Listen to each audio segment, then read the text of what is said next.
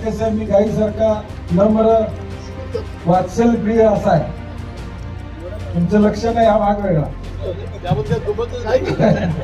गोकुळा एकट्याच्या कुणाच्या मालकीचा न ठेवता तो खऱ्या अर्थानं लोकशाहीमध्ये सगळ्यांच्या मालकीचा करण्याचं काम या 4.5 वर्षामध्ये प्रामुख्यानं तुम्ही आम्ही सगळ्यांनी या ठिकाणी ज्या आमच्या भगिनी दूध काढतात, म्हशीची गायीची निगा राखतात, ते खरे मालक असले पाहिजेत.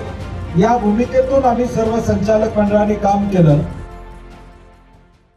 भविष्याचं दार उघडायचंय का? करिअर मध्ये दिशा हवी आहे? मग थांबू नका.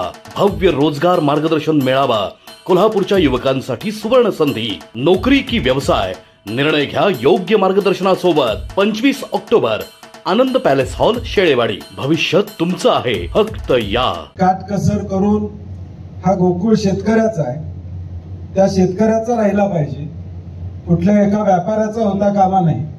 ही भूमिका या 4.5 वर्षामध्ये आम्ही प्रामुख्याने सगळ्यांनी घेतली. आणि म्हणून मालकी गोकुळची या गोकुळ अवलंबून असणाऱ्या शेतकऱ्यांची असली पाहिजे. जे आमच्या भगिनी दूध काढतात, म्हशीची गायीची निगा राखतात, ते खरे मालक असले पाहिजेत. या भूमिकेतून आम्ही सर्व संचालक मंडळाने काम केलं.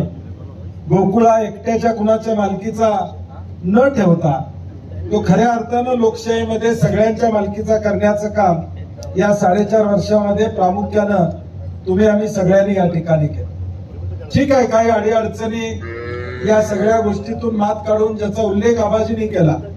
मुंबईमध्ये जागा घेतली, आपण सोलरचा प्लांट उभा केला, आता त्याचे पैसे भेटून जातील. म्हणजे जे प्रकल्प या गोकुळमधून आपण घेतले ते गोकुळच्या हिताचेच घेतले, वैयक्तिक कुणाच्या हिताचे या ठिकाणी घेतले नाही.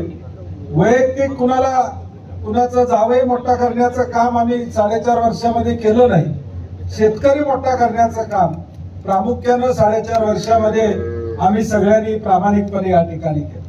त्यामुळे आज देखील या सगळ्या पार्श्वभूमीवर काल सगळ्यांनी 2-4 दिवस याच्या चर्चा झाली. अरुणराव म्हणले तसं रविवारीच हा निर्णय 1 रुपये दरवाढ द्यावा, ही भूमिका आम्ही सगळ्या नेते मंडळींनी चर्चा करून घेतली.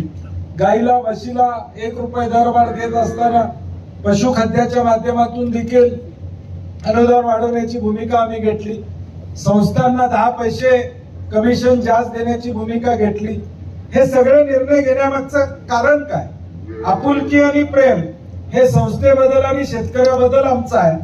आणि म्हणून परवा देखील ज्याचा उल्लेख अरुणरावनी केला की इथं येणाऱ्या जनावरांना चारा देण्याची भूमिका सुद्धा घेतली, कारण की त्यांच्यावर अवलंबून हा गोकुळ दूध संघ आहे. आणि म्हणून आपुलकी आणि माणुसकी ही ठेवण्याचं काम प्रामुख्यानं आम्ही सगळ्या मंडळींनी केले. डिबेंचरच्या बाबतीत देखील मुश्रीफ साहेब असो आमची चर्चा झालेली आहे. एक समन्वयाचा तोडगा उद्याच्या भविष्यकाळात कायमस्वरूपी काढण्याची भूमिका आमची सगळ्यांची या ठिकाणी असणार आहे, ज्याचा उल्लेख चंद्रकांत नरकेंनी केला. इन्कम टॅक्स भरून जर आपल्याला परवडत असेल, उद्या प्रोजेक्ट एखादा उभा करायचा असेल तर प्रोजेक्टसाठी वेगळा निधी काढून आपल्याला काय करता आलं तर या उद्याच्या भविष्यकाळात या जिल्ह्यामध्ये पुन्हा डिबेंचरचा विषय येणार नाही, या दृष्टीनं आम्ही पावलं उचलू, हा विश्वास या निमित्तानं मी आपल्याला या ठिकाणी देतो. परंतु आज ज्या काही गोष्टी घडल्यात, मला वाटतंय आबाजी जुलैच्या बैठकीमध्ये डिबेंचरचा विषय बोर्डात आला होता. बोर्डात कोणी विरोध केला का? नाही ना, सह्या आहेत ना. हा, जाहीर करा सह्या केलेल्या कोणी. हा, त्यामुळे माझा म्हणण्याचा उद्देश काय की ज्यावेळी बोर्डात निर्णय होतो त्यानंतर परत तिथं मान्य करायचा आणि मग त्या ठिकाणी दुसरी भूमिका घेणं संयुक्तिक नाही असं मला वाटतंय. तो भाग वेगळा असला तरी वसुबारसाच्या निमित्तानं या डिबेंचरवर सुद्धा कायमस्वरूपी तोडगा काढण्याची भूमिका आमच्या सगळ्यांची राहील, हा विश्वास या निमित्तानं देतो. आणि सदैवपणे हा गोकुळ दूध संघ हा शेतकऱ्याच्या हिताचे निर्णय घेणारा आजपर्यंत आम्ही गेल्या 4.5 वर्षात केलेल्या उद्याच्या भविष्यकाळात देखील या ठिकाणी करू, ही ग्वाही देतो.